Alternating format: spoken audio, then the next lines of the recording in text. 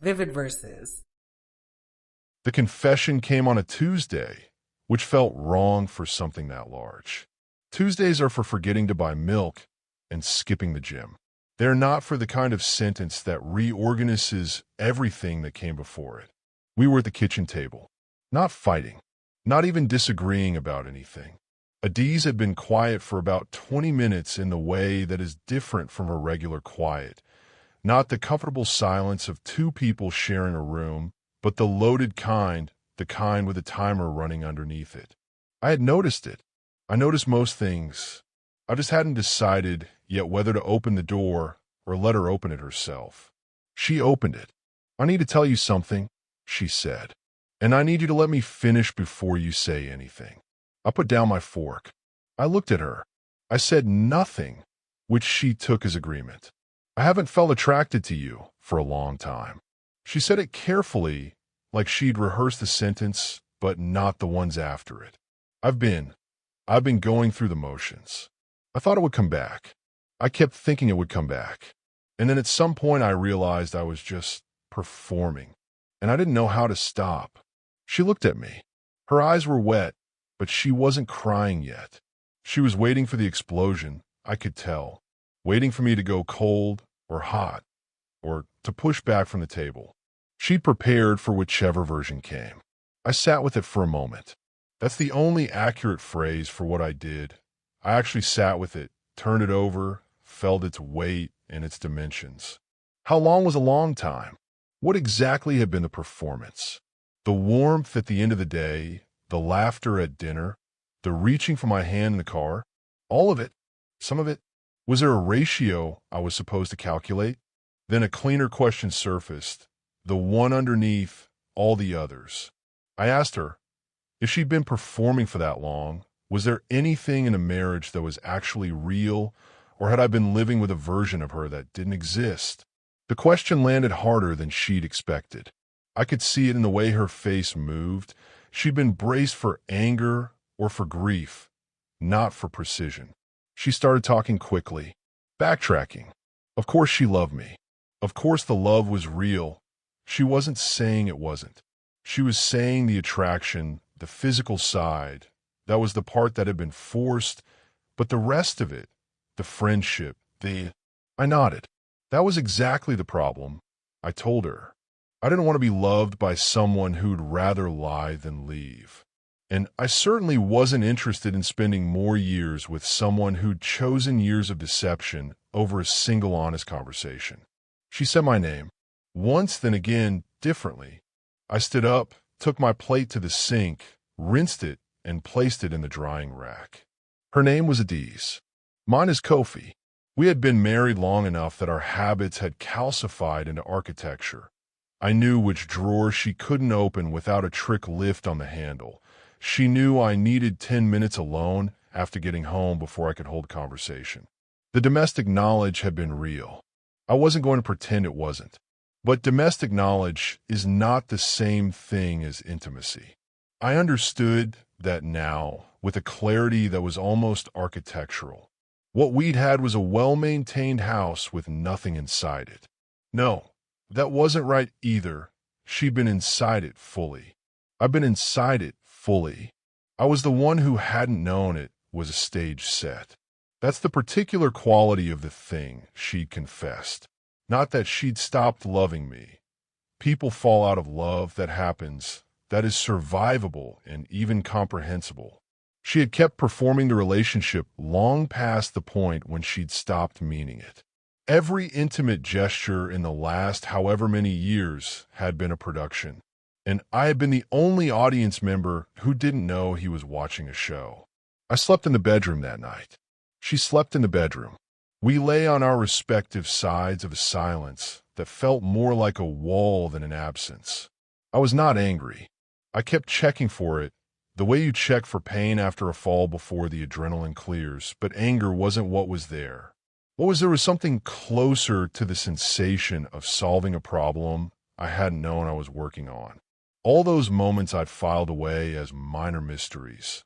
The way she'd sometimes seem slightly elsewhere during dinner, the particular brightness that occasionally felt performed, The small hesitancies that I'd attributed to tiredness or stress or the general weather of a long relationship.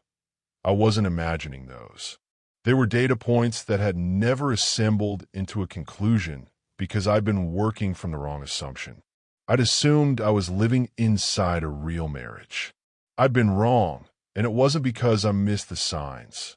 It was because she'd put serious effort into keeping me from reading them correctly.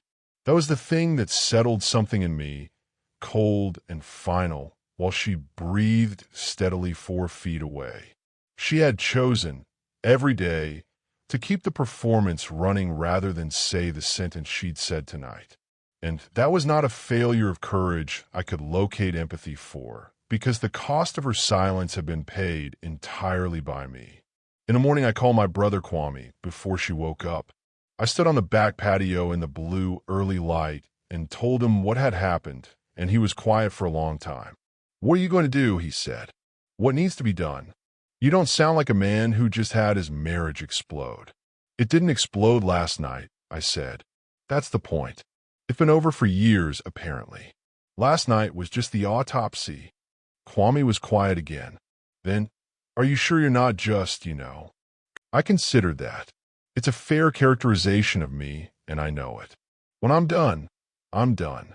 I don't typically linger in the wreckage. Some people process grief by staying near the burning thing. I process it by moving. I'm not skipping the grief," I told him. "I'll feel everything I need to feel. But the decision isn't complicated." You don't know what she told me. She might have said it badly. People say things badly. She said it accurately. She's been performing attraction for years and choosing not to tell me. That's what she said. I asked her if she'd said it wrong, and she said no. That was right. She just wished she hadn't said it. Those are 2 very different regrets. I heard him exhale. "Okay," he said.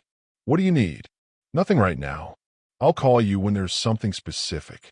She came to find me on the patio about an hour later, wrapped in the robe she'd had since before we were married, holding 2 mugs. She offered me one. I took it. We stood there for a while, both looking at the garden, which neither of us had ever properly maintained. There was something almost peaceful about it, which struck me as strange. "I've been thinking about what you said last night," she started. "Okay, I think you misunderstood me. Or I said it wrong." She wrapped both hands around her mug. "I wasn't saying nothing was real. I was trying to be honest about something I've been carrying, and it came out. Adiz. I kept my voice even. I asked you directly last night whether you'd phrased it badly, and you said no. That was the right description. You were performing. Those are your words." "I know, but I meant." "What did you mean?" She opened her mouth. Closed it. I watched her try to find a version of the sentence that walked back the damage without being a lie, and I watched her fail because there wasn't one. "I meant that I love you," she said finally. "That's real. I believe you. That's not in question. Then why are you acting like it's over?" I looked at her properly then. She had dark eyes, and she looked exhausted, and I understood that this conversation was genuinely painful for her, that she wasn't performing this part, that she'd told me the truth last night and was now being crushed by the consequences of telling the truth after years of not telling it. I understood all of that because it is, I said, not because you stopped being attracted to me. That happens. People grow in different directions. Things shift. If you told me that 2 years ago or 5 years ago or whenever it actually started, I would have been hurt, but I would have respected it. We could have had an honest conversation. We could have tried to address it. Or we could have decided it was unfixable and separated with something intact between us. I paused. She wasn't interrupting. Her eyes had gone bright. But you didn't do that. You chose to keep performing. For years. That means every time I thought we were being real with each other, you were managing me. Every moment I thought was genuine, you were calculating what to show me. That's not a marriage with a problem. That's a fiction I was unknowingly living inside. And now that I know it, I can't unknow it. I don't want to. Kofi, being loved by someone who'd rather maintain a performance than have one hard conversation is not love I can build on. That's care. That might even be affection. But it's not the thing I thought we had. She was crying now. Not loudly. Just the quiet kind, the kind she did when something had cut through. I put my mug down on the patio railing. I'm not angry with you, I said. I want you to know that. I'm not going to make this ugly.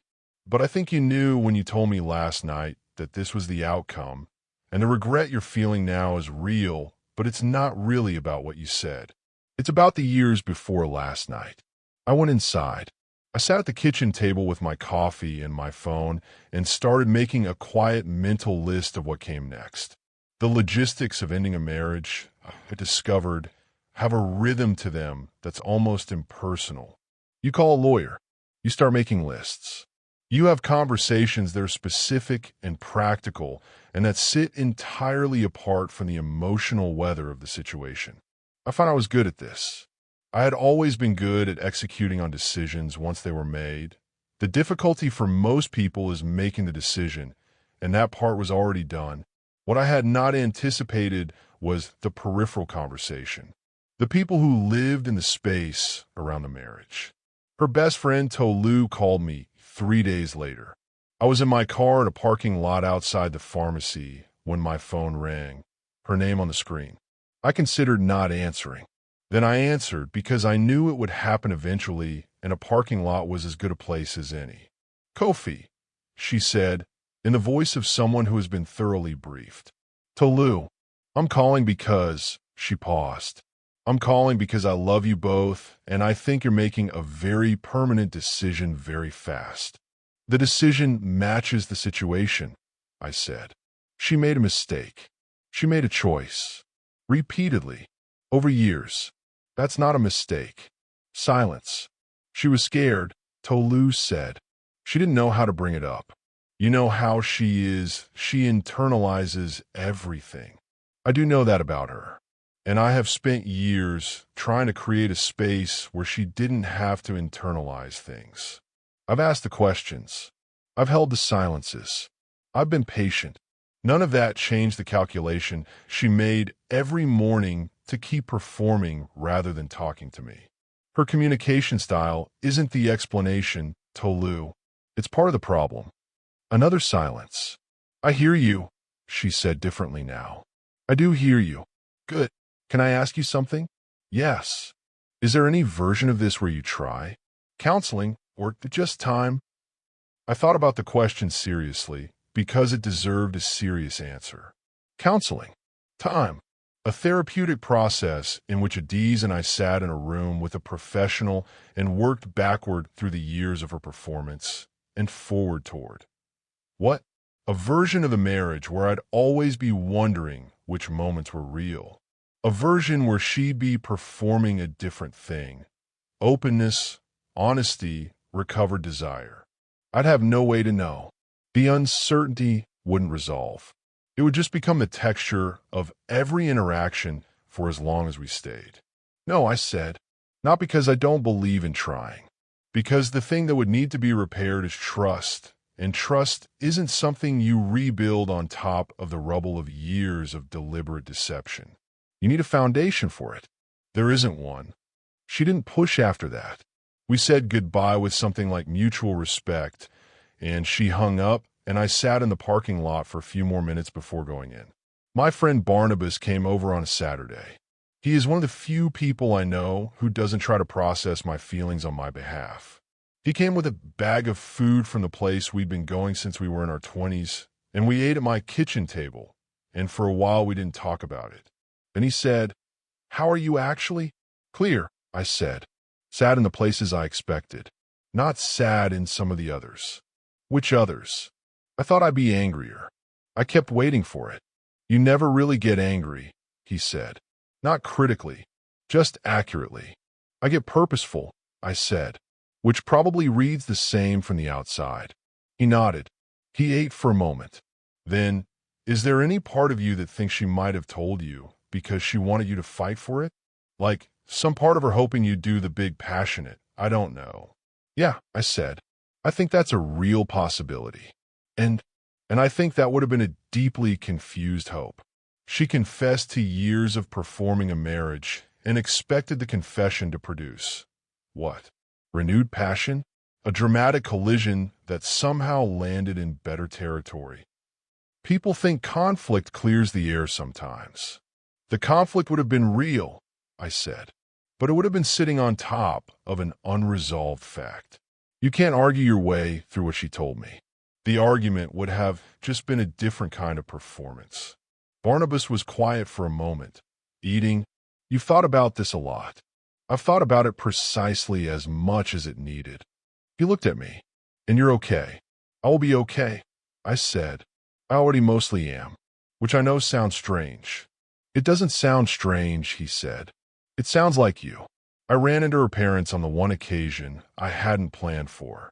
Her mother, Mama Oge, called me on a weeknight and asked if she could come by. I had known her for the whole length of the marriage. She had been kind to me in the uncomplicated way of someone who simply decided from the beginning to make room for me, and I had always returned that. I said yes, she could come by. She sat in the living room on the couch that was going to need to be divided eventually, and she looked at me for a long time before speaking. I know what she told you, Mama Oge said. Okay, I want you to know that I didn't know. If I had known, I would have told her to talk to you years ago. I believe you. She folded her hands in her lap. She is my daughter, and I love her. And she was wrong. What she did was wrong. I want you to know that I know that. Something in me settled at that, which surprised me. I hadn't known I was waiting to hear it from someone who had the authority to say it the way she did. Thank you, I said. Are you going to be all right? Yes. She looked at me for a long moment with the steady assessment of someone who has watched a lot of things unfold in her life and knows the difference between the right answer and the true one. Then she nodded. Yes, she said, as if confirming it for herself. I think you will. She stayed for about 40 minutes. We talked about other things, careful things, things that had nothing to do with the marriage. When she left, she held my face in her hands for a moment, the way she used to when she was being serious, and then she went. I stood in the doorway watching her car until it turned out of the street. Adiz asked me once, about 2 weeks in, whether we could have dinner. Not to negotiate or to argue. She was explicit about that, just to talk like people who had known each other a long time. I thought about it for a day and then said yes. We went to a small place we'd been to enough times that the staff knew us by sight. That was mildly uncomfortable in a way neither of us acknowledged. We sat across from each other and ordered, and there was a strangeness to it that was specific to two people who had eaten thousands of meals together, now eating one of the last ones. She looked different to me, not in her face, which was the same face, but in some quality of what I was allowing myself to see. When you know someone is performing, you look at them differently, not with suspicion exactly, but with a kind of adjusted focal length. You can't unsee the craft in the expression. I was aware that I was doing this, and I couldn't stop it. I've been thinking about what you said, she started, about what I chose. Every day, choosing not to tell you. Okay, you're right. I'm not going to try to argue that you're not.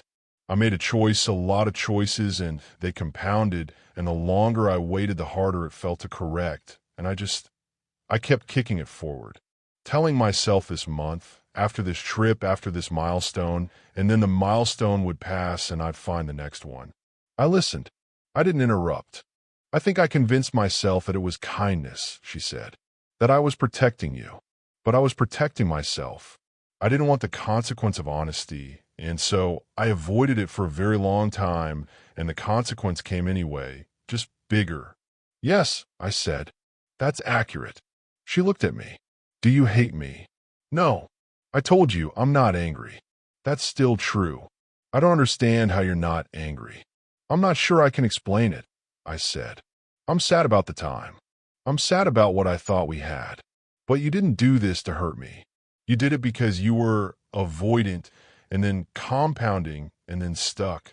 I can understand the mechanism, even if I can't accept the outcome of it. She was quiet for a moment. Then, I've been trying to figure out what I want from you. From this dinner. I thought I knew, but I don't think I do. What did you think you wanted? I thought I wanted you to give me somewhere to put the guilt. She said it like she was slightly surprised to be saying it. Like I wanted you to tell me it was okay. Or to be angry so I could apologize to the anger. But you won't do either.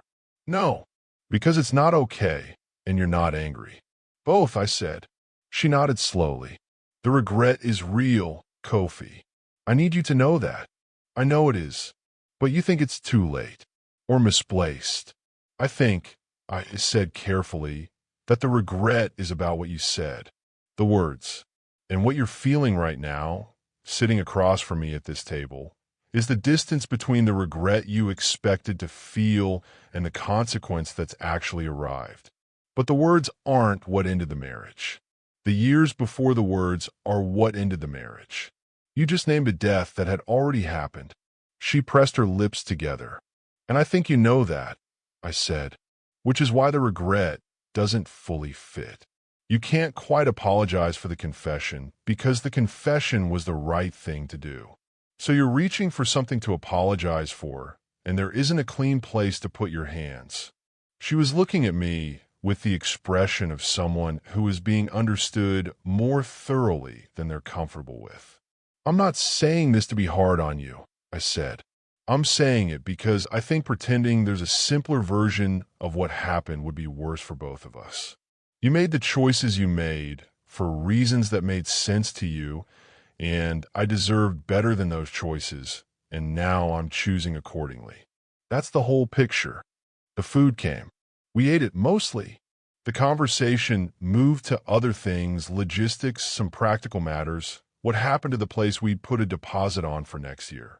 We were civil in the way of two people who have decided to be civil and mean it. When we left, we stood outside for a moment. You're going to be fine, she said.